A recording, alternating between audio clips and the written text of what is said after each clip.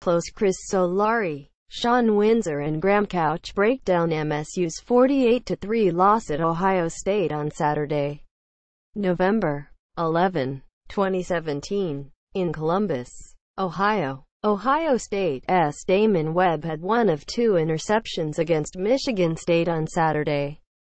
Photo: Kierthman F. Dozier. Detroit Free Press. Free Press columnist Sean Windsor looks at three big questions after Michigan State's 48-3 loss to Ohio State on Saturday. More. Michigan State's blowout loss proves it's not ready for big boys yet. Ohio State's Mike Weber gashes Michigan State for career best day. Where does MSU go from here?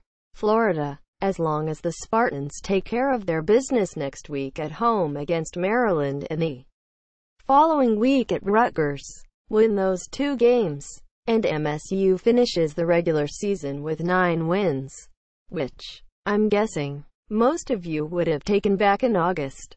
Beating UM and Penn State made some question if the Spartans could even better than we thought. And while they're definitely ahead of schedule, at least according to outsiders, Mark D'Antonio liked this team all summer. They are a few playmakers on defense and some experienced offensive linemen away from making another run at the college football playoff.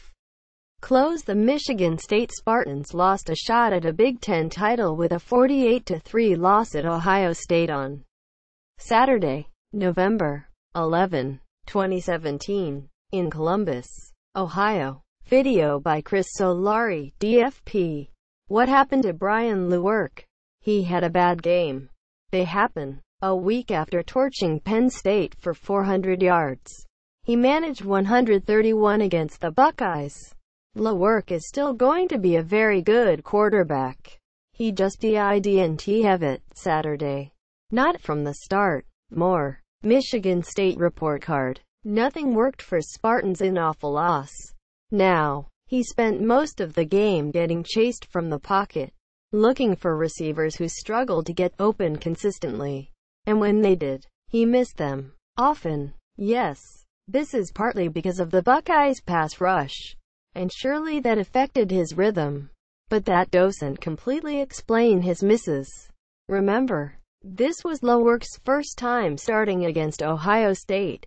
His first time playing at Ohio Stadium. His first time starting with so much at stake. Beat the Buckeyes and a path to Indianapolis, and the Big Ten title game opens wide. It's true that even had Lewerke played well Saturday, the Spartans likely weren't going to win. Still, he learned some things against Ohio State, and here's guessing he won't forget the lessons anytime soon. Close. Michigan State coach Mark D'Antonio speaks to the media after the 48-3 loss to Ohio State on Saturday, November 11, 2017, in Columbus, Ohio. Video by Chris Solari, DFP. What will it take to return to the Spartan dog defense? It starts with the defensive line.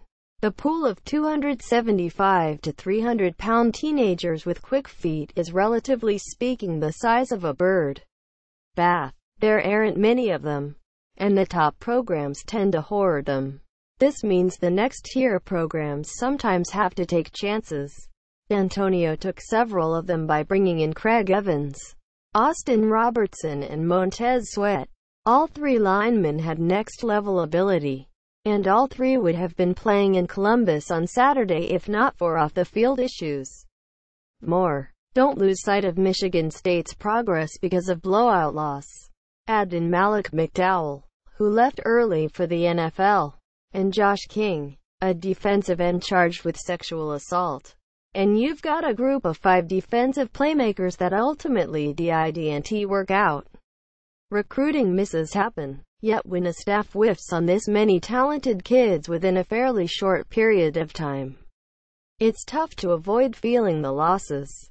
Contact Sean Windsor, 313-222-6487 or Swinzer at freepress.com. Follow him on Twitter at Sean Windsor.